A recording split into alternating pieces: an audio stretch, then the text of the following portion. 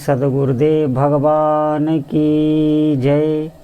श्री सीताराम सरकार की जय। श्री राधा रमण लाल की जय।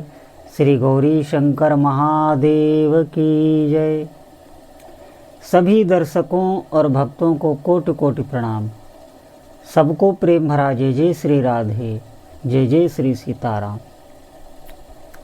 जितने भी साधक हैं, भक्त हैं, बहुत ही ध्यानपूर्वक इस सत्संग को सुनेंगे। निश्चित ही आपको लाभ मिलेगा।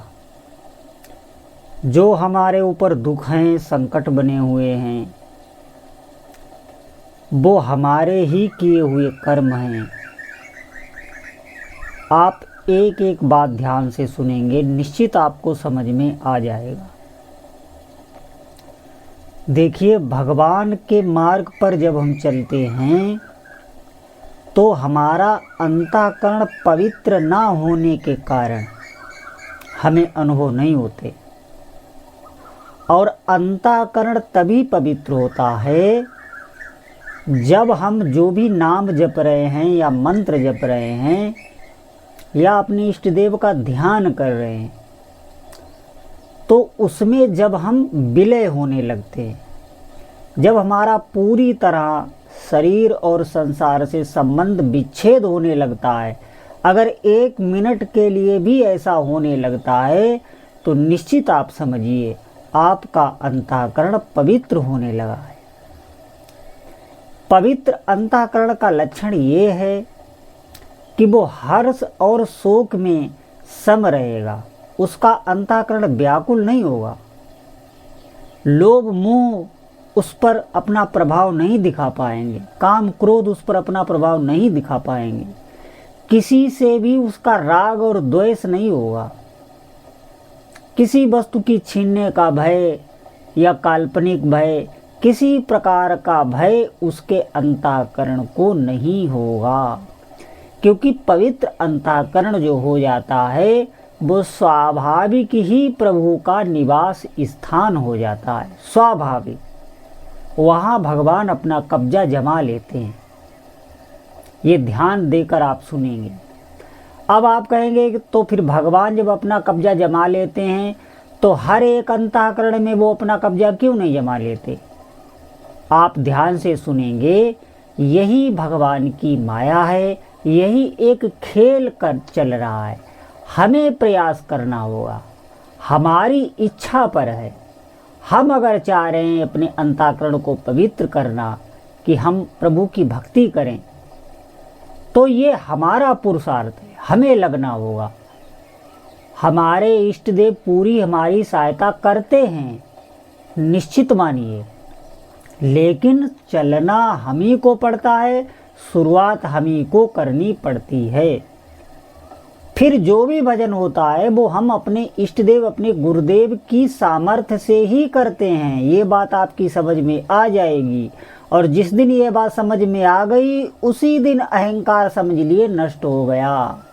जब तक हम कर रहे हैं, हम इतना भजन कर रहे हैं, जप कर रहे हैं, गुरु और इष्ट का कोई स्थान नहीं, तब तक आप समझिए कि अहंकार है। भले ही आपने गुरु ना किया हो, लेकिन भरोसा आपको ये हो जाएगा कि हम प्रभु की कृपा से ही भजन कर रहे हैं, तो आप साधना में आगे बढ़ते चले जाएंगे। तो मुख्य बात है कि जब तक हमारा अंतःकरण पवित्र नहीं है, तभी तक ये हमारे आँखों के सामने अंधकार सा है। अंधकार का मतलब कभी भजन में श्रद्धा होती है, कभी बिल्कुल श्रद्धा नहीं होती, कभी भजन में बहुत मन लगता है, कभी मन नहीं लगता, कभी सत्संग की बातें अच्छी लगती हैं, कभी संशय होने लगता है।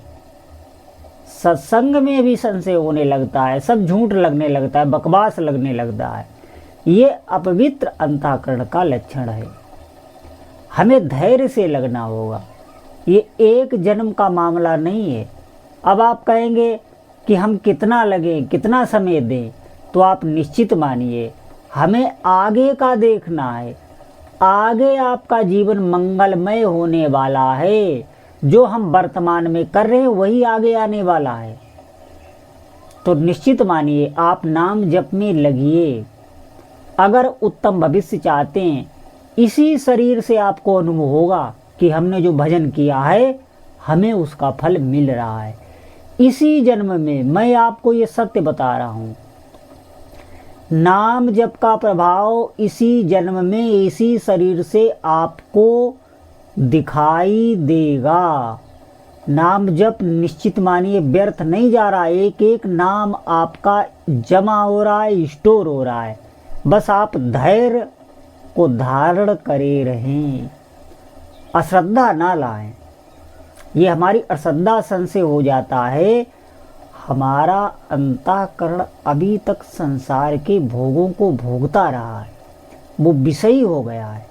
जैसे आप समझें, अभी आपके भीतर काम आ जाए तो आप देखेंगे कि आपके भीतर एक जलन, एक क्रोध, सब जितने भी काम के मित्र हैं वो सब आपके भीतर आ जाएंगे। इसी प्रकार ये हमारा अंतःकरण अनंत जन्मों से इन विकारों से ग्रसित रहा है। और सबसे बड़ी बात यह है कि हम उन्हीं विकारों को अपना जीवन समझ के जी रहे थे, इसी मन की मनमानी को ही जीवन समझ रहे थे, लौकिक भोगों को पाने के लिए ही जल रहे थे। आप देखें, आप संसार में देखेंगे, सबको तो कोई अच्छा पद मिल नहीं जाता, सबको तो धन मिल नहीं जाता, लेकिन जिनको मिलता है वो तो जलते ही हैं। वो तो आगे अगर वो अंधे होकर भोगते रहेंगे तो निश्चित मानिए जितने भी संकट हैं सब उन पर आने वाले हैं। लेकिन जिनको नहीं मिल रहे हैं और भगवान से विमुख हैं, वो उनसे ज़्यादा भी जलते हैं ना मिलने के कारण।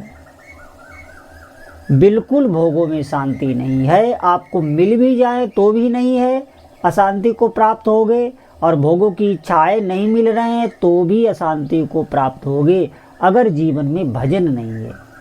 आप देख लें, कुछ भी इकट्ठा कर लें, आपके मन को शांति नहीं मिल सकती।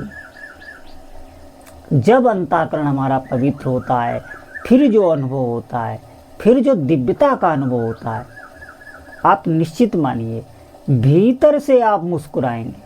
बाहर से चेहरे को देखकर आपके भले ही कोई ना समझ पाए, लेकिन भीतर आपका अंतःकरण हंसेगा, आपका मन भीतर से हंसेगा, बहुत प्रसन्न चित्त। जब सात्विकता पूरी तरह से जीवन में छा जाएगी तो आनंद ही आनंद आ जाएगा। इस बात को हमें समझना होगा।